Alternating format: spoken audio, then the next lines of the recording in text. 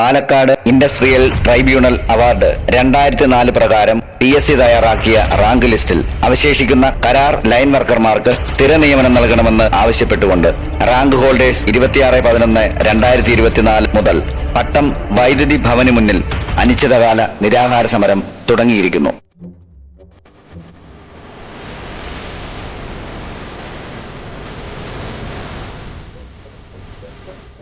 വളരെ വിഷമത്തോടു കൂടിയാണ് ഞാൻ ഈ വീഡിയോ ചിത്രീകരിക്കുന്നത്. നമുക്കറിയാം, കഴിഞ്ഞ ദിവസം എറണാകുളത്ത് ഒരു വാഹനം നിരവധി ആളുകളുടെ ജീവനെടുത്ത കാഴ്ച.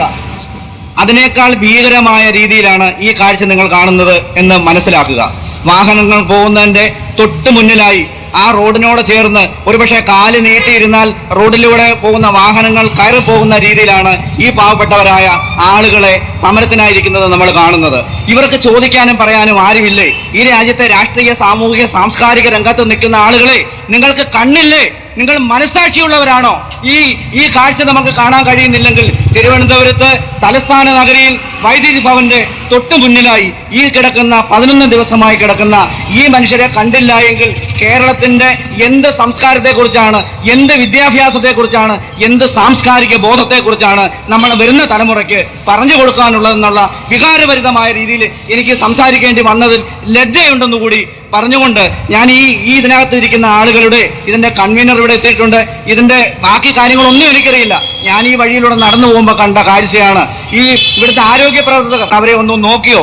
ശരിക്കും പറഞ്ഞാൽ, ശാസ്ത്രീയമായി പറഞ്ഞാൽ, ഈ വഴിയിൽ കിടക്കുന്ന ആളുകൾ വിഷം കഴിച്ചിട്ട് ഇരിക്കുന്ന അവസ്ഥയിലാണ് ഇപ്പോൾ ഉള്ളത്. കാരണം ഈ വാഹനങ്ങളുടെ മുഴുവൻ പുകയും ശ്വസിച്ച് നിൽക്കുന്ന ഇവർ സത്യത്തിൽ ഇഞ്ചിഞ്ചായി കൊല്ലപ്പെട്ടുകൊണ്ടിരിക്കുകയാണ്. അതുകൊണ്ട് ബഹുമാനപ്പെട്ട ആരോഗ്യ പ്രവർത്തകർ ഈ വിഷയത്തിൽ ഇടപെട്ട് അവരുടെ ദൗത്യമെങ്കിലും പരിഹരിക്കണമെന്നാണ് നമുക്ക് പറയാനുള്ളത്. ഈ വിഷയത്തിന്റെ കൂടുതൽ വിവരങ്ങൾ, എന്തിനാണ് ഇവരെ കിടക്കുന്നത്, എത്ര ദിവസമായി കിടക്കുന്നു, ഇത് പരിഹരിക്കപ്പെടുന്നതാണോ, ഇവർ അറിവും ബോധവും ഇല്ലാത്തതുകൊണ്ടോ ഒന്ന് കിടക്കുകയാണോ, ഇതൊക്കെ മനസ്സിലാക്കുന്നതിന് വേണ്ടി ഈ പ്രശ്നം പരിഹരിക്കപ്പെടുമോ? ഇല്ലെങ്കിൽ ഇതിനകത്ത് ജനങ്ങളുടെ ഇടപെടൽ, ഈ നാട്ടിലെ സാമൂഹിക, സാംസ്കാരിക, രാഷ്ട്രീയ രംഗത്തെ ആളുകളുടെ ഇടപെടൽ നമ്മൾ മനസ്സിലാക്കുന്നത് ഈ 11 ദിവസമായി ഇവിടെ കിടക്കുമ്പോൾ ഇവിടെ ഈ പറയുന്ന ഐഡന്റിറ്റിയുള്ള ഒരാൾ പോലും ഇവരെ സന്ദർശിച്ചില്ല എന്നുള്ള വളരെ ദയനീയമായ കാഴ്ച കൂടിയാണ് ഇതെനിക്ക് നിങ്ങളോട് പങ്കുവയ്ക്കുവാനുള്ളത്. പ്രിയപ്പെട്ടവരെ, ഇത് നമ്മൾ കാണണം. ഇവർക്ക് ഭാര്യയുണ്ട്, ഇവർക്ക് കുഞ്ഞുങ്ങളുണ്ട്. കേരളത്തിന്റെ അങ്ങേയറ്റം മുതലുള്ള ആളുകളാണ്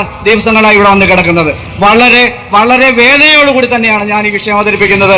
നമ്മൾക്ക് എന്ത് ചെയ്യാൻ കഴിയുമെന്ന് ചോദിച്ചാൽ തീർച്ചയായും ഇവിടെ ഒരു നല്ല ഭരണകൂടമുണ്ടെങ്കിൽ ഇവരുടെ പ്രശ്നം പരിഹരിക്കണം. ബഹുമാനപ്പെട്ട ചെയർമാൻ ബിജു പ്രഭാകർ സാറിനോട് എല്ലാ ബഹുമാനവും നിലനിർത്തിക്കൊണ്ട് പറയട്ടെ, താങ്കൾ ഇവരെ വന്നൊന്ന് കണ്ട് ആശ്വസിപ്പിക്കാൻ കഴിഞ്ഞില്ല എന്നുള്ളത് അങ്ങയോട് വളരെ സ്നേഹവും ബഹുമാനവും ഉള്ള ഒരു വ്യക്തി എന്നുള്ള രീതിയിൽ നമ്മൾ പറയുന്നു. വളരെ ദയനീയമായി പോയി. ഞാൻ അവരോട് ആദ്യം അന്വേഷിച്ചതാണ്. അങ്ങയുടെ സാമീപ്യം, അങ്ങയുടെ ഒരു വാക്ക് ഇവർ കൊതിക്കുന്നു. ഒരുപക്ഷെ ഭരണതലത്തിൽ നിന്നുകൊണ്ട് അങ്ങയ്ക്ക് വ്യക്തിപരമായി ഇതിന് പരിഹാരം കാണാൻ കഴിയില്ലായിരിക്കാം. പക്ഷെ അങ്ങയിലെ നല്ലൊരു മനുഷ്യൻ, നല്ല ഒരു ഉദ്യോഗസ്ഥൻ, ഒരു IAS കാരനുള്ള അങ്ങയുടെ പേരും പ്രശസ്തിയും ഈ പാവങ്ങൾക്ക് വേണ്ടി ഏതെങ്കിലും തരത്തിൽ ചെയ്യാൻ കഴിയുമെങ്കിൽ അങ്ങത് ചെയ്യണം എന്ന് മാത്രമാണ് അങ്ങയെ സ്നേഹിക്കുന്ന ഒരു പൗരൻ എന്നുള്ള രീതിയിൽ, ഒരു അനുജനെ പോലെ നിന്നുകൊണ്ട് ഞാൻ അങ്ങയോട് അഭ്യർത്ഥിക്കുന്നത്. ഭരണകൂടം അവർക്ക് കഴിയുന്ന രീതിയിൽ ചെയ്യട്ടെ. ഈ വിഷയത്തിന്റെ കൂടുതൽ കാര്യങ്ങൾ അറിയുന്നതിന് വേണ്ടി, വ്യക്തമായ കാര്യങ്ങൾ പറയുന്നതിന് വേണ്ടി ഞാനിതിന്റെ കൺവീനറായിട്ടുള്ള ബഹുമാനപ്പെട്ട അബ്ദുൾ ലത്തീഫ് സാറിനെ, അദ്ദേഹത്തിനോട് വിവരങ്ങൾ കൂടുതൽ ചോദിച്ചറിയാം. 2004 പാലക്കാട് ഇൻഡസ്ട്രിയൽ ട്രൈബ്യൂണൽ അവാർഡ് പ്രകാരം ഈ വ്യവസായത്തിൽ പണിയെടുക്കുന്ന കരാർ തൊഴിലാളികളെ സ്ഥിരപ്പെടുത്താൻ സുപ്രീം കോടതി പോലും അനുവദിച്ചത്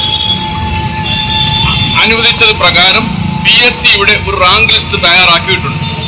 ആ റാങ്ക് ലിസ്റ്റിൽ നിന്നും 1486 പേർ സ്ഥിരപ്പെട്ടു. അത് ഞങ്ങൾ അഭിമാനിക്കുന്നു. 15 വർഷക്കാലത്തെ പോരാട്ടത്തിന് ശേഷമാണ് അത് നേടിയെടുക്കാൻ കഴിഞ്ഞത്. എന്നാൽ ആ ലിസ്റ്റിൽ അവശേഷിക്കുന്ന തൊഴിലാളികളെ കൂടി സ്ഥിരപ്പെടുത്തണം എന്ന ഞങ്ങളുടെ ആവശ്യം, ആ ആവശ്യം ബഹുമാനപ്പെട്ട സുപ്രീം കോടതി അനുവദിച്ചിട്ടുള്ളതാണ്, നിരീക്ഷിച്ചിട്ടുള്ളതാണ്. അങ്ങനെ ഇത് പരിഹരിക്കണമെന്ന് പറഞ്ഞിട്ടുള്ളതാണ്.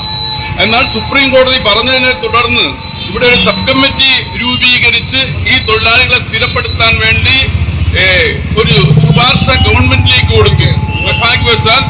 നിർഭാഗ്യവശാൽ ആ ശുപാർശ 2 വർഷത്തിലേറെ സെക്രട്ടേറിയറ്റിൽ കെട്ടിക്കിടന്നു. ആ ഫയലിൽ തീരുമാനമെടുക്കാതെ മുന്നോട്ട് പോയി. ഒട്ടേറെ സമരങ്ങൾ ഞങ്ങൾ സെക്രട്ടേറിയറ്റിന് മുന്നിൽ നടത്തി, നിയമസഭയ്ക്ക് മുന്നിൽ നടത്തി, വൈദ്യുതി ഭവന് മുന്നിൽ നടത്തി.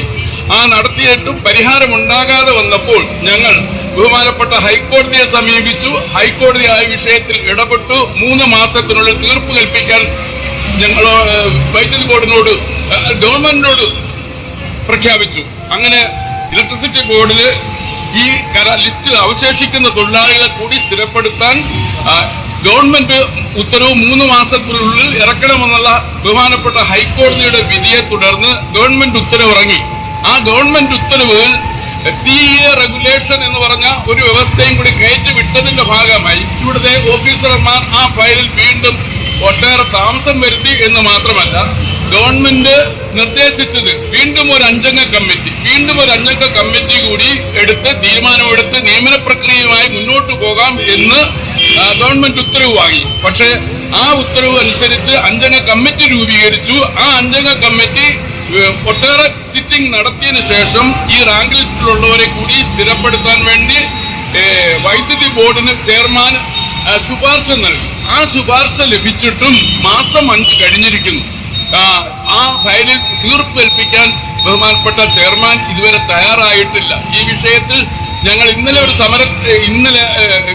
11 ദിവസങ്ങൾക്ക് മുമ്പ് ആരംഭിച്ച ഈ സമരം, ആ സമരത്തെ തുടർന്ന് നാളെ ഒരു ബോർഡ് മീറ്റിംഗ് കൂടുന്നുണ്ട് എന്നറിയുന്നു. ഈ വിഷയം അജണ്ടയായി എടുത്തുകൊണ്ട് അങ്ങനെ നാളെ ഈ സമരം അവസാനിപ്പിക്കാൻ കഴിയുന്നില്ല എങ്കിൽ ഈ സമരത്തിൽ നിന്ന് പിൻവാങ്ങി പോകാൻ ഞങ്ങൾ ആഗ്രഹിക്കുന്നില്ല.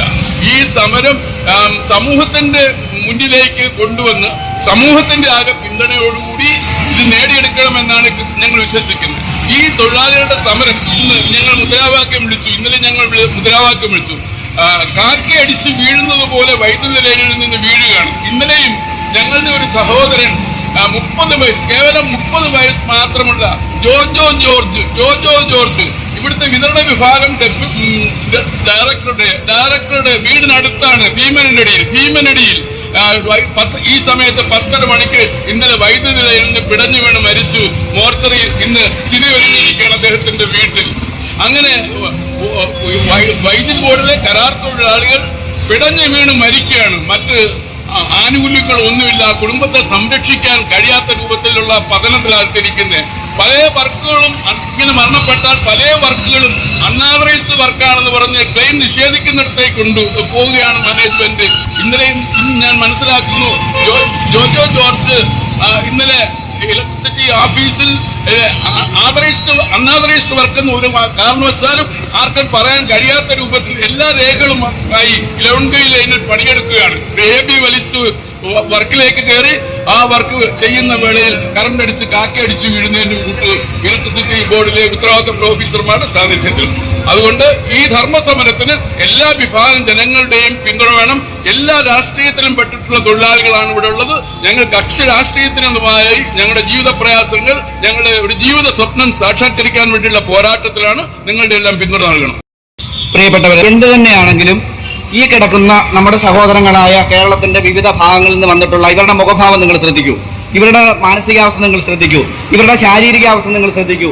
ഈ തറയിൽ ഇവിടെ വന്നിങ്ങനെ കിടക്കുമ്പോൾ കഴിഞ്ഞ ദിവസം വെള്ളം കയറിയിട്ട് ഇവർക്ക് അവസാനം ഇരിക്കാനും നിൽക്കാനും കിടക്കാനും പറ്റാത്ത ഒരു സാഹചര്യമാണ് ഇവിടെ ഉണ്ടായിരുന്നത്. നമ്മുടെ സഹോദരങ്ങളായിരിക്കുന്ന ഇവരുടെ ഈ ദുരവസ്ഥ കണ്ടില്ല എന്ന് നടിക്കുന്ന കേരളത്തിലെ സാമൂഹ്യ സാംസ്കാരിക രാഷ്ട്രീയ രംഗത്തുള്ള വിദ്യാസമ്പന്നരായിട്ടുള്ള ആളുകളോട് ശരിക്കും പറഞ്ഞാൽ പുച്ഛം തോന്നുന്ന ഒരു ജനത ഇവിടെ വളർന്നു വരുന്നുണ്ട്. ഇത് പുതിയ ജനത ഇത് കാണണം, പുതിയ തലമുറ ഇത് കാണണം. കുട്ടികൾ, നമ്മുടെ മക്കൾ ഈ വിഷയങ്ങൾ അറിയണം. ഇവിടുത്തെ വിദ്യാർത്ഥി സംഘടനകൾ ഇവരെ സമീപിക്കണം. ഇവരുടെ മക്കളും വിദ്യാർത്ഥി സംഘടനകളും വിദ്യാലയങ്ങളിലും പഠിക്കുന്നവരാണ്. അവരുടെ ആ അവസ്ഥ കൂടി മനസ്സിലാക്കി വിദ്യാർത്ഥി സംഘടനകൾ ഈ വിഷയത്തിൽ ഇടപെടണം. ഇവിടെ വരുന്നവരെ ഇവരെ സന്ദർശിക്കുകയെങ്കിലും വേണം. ഈ വൈദ്യുതി ഭവന്റെ മുമ്പിൽ ഈ സമരം പരിഹരിച്ചുകൊണ്ട് ഇവരെ ഇവിടെ നിന്ന് അവരുടെ ജോലി നൽകി അവർക്ക് അവരുടെ വീടുകളിൽ അവരുടെ കുഞ്ഞുങ്ങളെയും അവരുടെ വീട്ടുകാരോടുമൊപ്പം പോയി താമസിക്കാനുള്ള സാഹചര്യം ഒരുക്കണമെന്ന് വിനീതമായി അഭ്യർത്ഥിച്ചുകൊണ്ട് ഈ ജനങ്ങളുടെ മുമ്പിലേക്ക് ഈ വിഷയം വളരെ സങ്കടത്തോടുകൂടി ഞങ്ങൾ വെക്കുകയാണ്.